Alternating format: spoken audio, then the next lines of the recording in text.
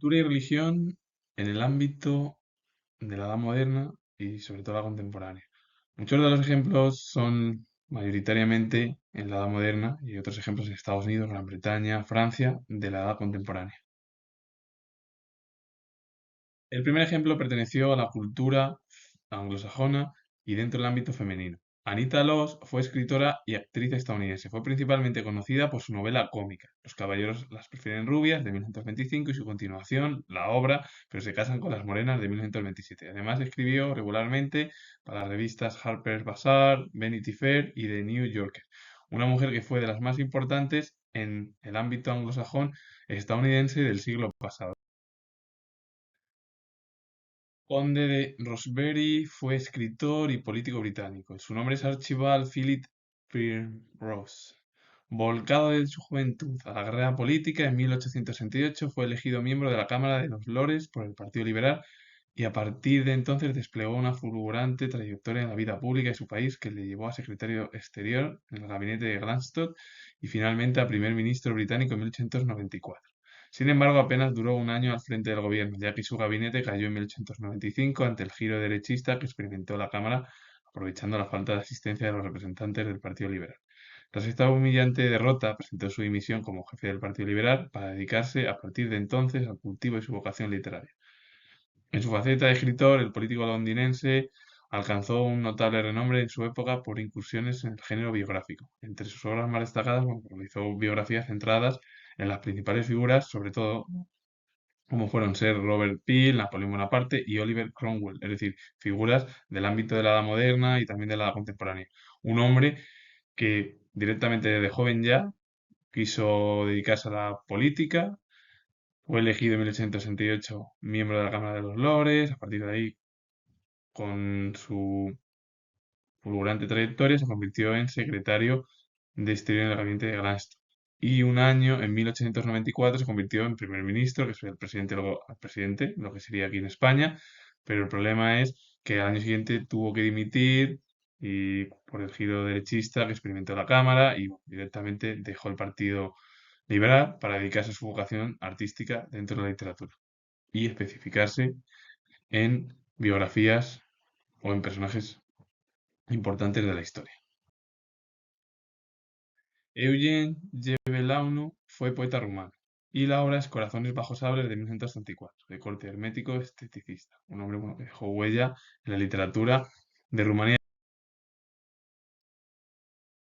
Todos los ejemplos pertenecieron a la transición entre finales del siglo XVIII y el siglo XIX. Giovanni Fantoni fue poeta italiano, miembro de la Academia de la Arcadia con el nombre de Labindo. Fue recordado por sus 5 odas de 1784 en honor al monarca de Nápoles, un hombre que dejó huella en la poesía italiana del siglo XVIII. Sebastián de Miñano y Bedoya fue escritor y religioso español, hijo del abogado y comediógrafo Andrés Miñano. Inició sus estudios eclesiásticos en Palencia y cursó posteriormente leyes en la Universidad de Salamanca, donde ingresó también por la medicina. Ya graduado, ingresó en el servicio personal del cardenal Lorenzana, que era arzobispo de Toledo, y la obra es Lamentos políticos de un pobrecito holgazán de 1820, escrito satírico que hacía mofa de los vicios del clero hispano y de algunas costumbres del pueblo español, sin olvidar la crítica del absolutismo político que, como correspondía a un simpatizante de las ideas progresistas de la Revolución Francesa, como fue el propio Miñano y Bedoya. Bueno, pues fue uno de los principales escritores, además también religiosos, de esa transición entre el siglo XVIII y el siglo XIX. Juan Antonio Llorente fue historiador y eclesiástico español, secretario general de la Inquisición a partir de 1789. Intentó realizar una profunda revisión de la institución, por mandato del inquisidor general. José Bonaparte le nombró consejero de Estado a la caída de Bonaparte tras la derrota en la Guerra de la Independencia. Pasó a Francia, donde realizó diversos estudios sobre la Inquisición. Y una de las obras es Memoria para la Historia de la Revolución Española en 1814-1816. Cuando finalizó el conflicto, porque con el estallido de la Guerra de la Independencia española hubo afrancesados que apoyaron a la dinastía Bonaparte y sobre todo a José Bonaparte. Muchos de ellos, cuando fueron derrotados, los Bonaparte, eh, entre ellos, bueno, algunos, por ejemplo, como Juan Antonio Llorente, se marcharon a Francia. William Halfleet fue ensayista británico. Su encuentro con Coleridge en 1798 fue decisivo para su actividad literaria. Y una de las obras es Panorama del teatro inglés de 1818. Pedro Ceballos Guerra fue estadista español de formación diplomática. Pronto ingresó en la administración pública, aunque en realidad era Manuel Godoy quien, sin cargo específico, dirigía los asuntos políticos. Fue primer secretario de Estado y del despacho entre diciembre de 1800 y mayo de 1808. Presidió, por tanto, el último gobierno del monarca Carlos IV y el de su hijo, cuando Fernando VII dio un golpe de Estado contra su propio padre, que se denominó el Motín de Aranjuez, con el objetivo de, bueno, pues Fernando VII de convertirse en monarca español. Aparte también era porque Manuel Godoy tenía mucho poder y Fernando VII veía que ese poder, si no se iba Godoy de Carlos IV, iba a producir bueno, pues un problema dinástico primero y luego lo que sucedió con la Guerra de la Independencia, que por cierto Fernando VII incluso se consideró que era hijo de Napoleón Bonaparte, es decir, que apoyaba cuando Francia o el Imperio, o, bueno, los Bonaparte entraron en la península. Evaristo Pérez de Castro fue diplomático y político español, fue diputado en Cortes en 1814 y ministro de Estado durante el Trienio Liberal, cuando Fernando VII tuvo que acatar la Constitución de 1812. Y estuvo alejado de la política durante la década ominosa, que es cuando Fernando VII llamó a los 100.000 hijos de San Luis con el objetivo de implantar de nuevo o de imponer en España el absolutismo. Presidente del Ejecutivo entre 1838 y 1840, al frente de la coalición de moderados y progresistas, derivó hacia el moderantismo.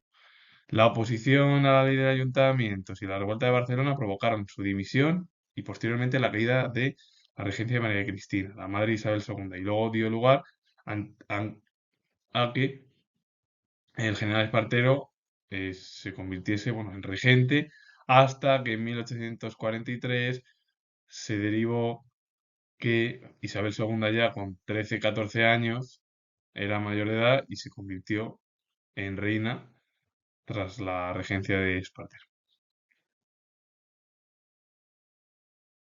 Georges Lefebvre fue historiador francés, fue catedrático en las universidades de Clermont-Ferrand, Estrasburgo y en la capital en París.